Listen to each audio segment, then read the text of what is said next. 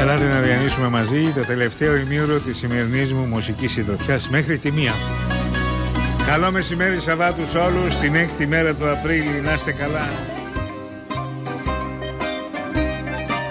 Ο Μινόρε λέει και τρενέρουμε, μόλις μετακόμισε και πήρα μεγάλη χαρά. Ακούω Μινόρε τέλεια, το μανάκι από το Εγάλεο. Λες και μας ακούς στην Αυστραλία ρε βαράκι.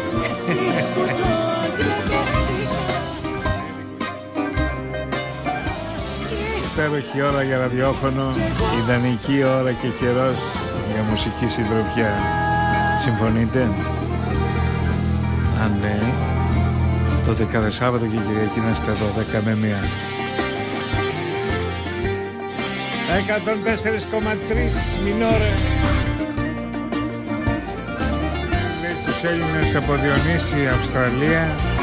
Εσείς να επιμένετε πάντα Μινόρε FM 104,3 γιατί έτσι σας αρέσει. Είναι 8 και 4 το βράδυ λέει στην Αδελαΐδα, στην Αυστραλία. Για όλους τους Έλληνες χαρίζει εκεί λέει ο φίλος μας ή οι φίλοι μας. Περάσαμε καλά σήμερα? Ναι.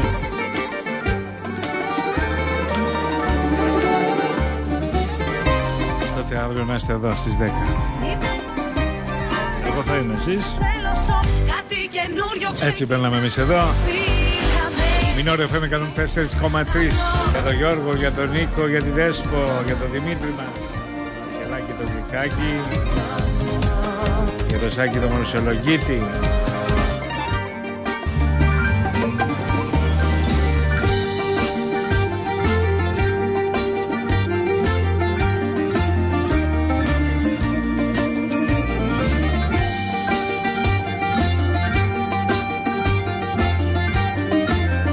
Αυτό ήταν και για σήμερα. Ήταν η μουσική συντροφιά με τον Παναγιώτη Στεφάνου στο Μινόρε FM. Ευχαριστώ όλα τα μινωράκια που μου κράτησαν συντροφιά στο www.minorefm.gr. Ευχαριστώ όλους που μέσω της official page του Μινόρε FM στο Facebook και εκεί μου γράψαν μηνύματα. Προπάντων όμως όλους εσάς που ήσασταν στο ραδιόφωνο δίπλα και με ακούσατε χωρίς να στείλετε ούτε μήνυμα ούτε τίποτα. Απλώς κάθε Σαββατοκύριακο είστε κοντά μου και σας ευχαριστώ. Αύριο στις 10 τα λέμε πάλι. Μέχρι τότε, γεια σας.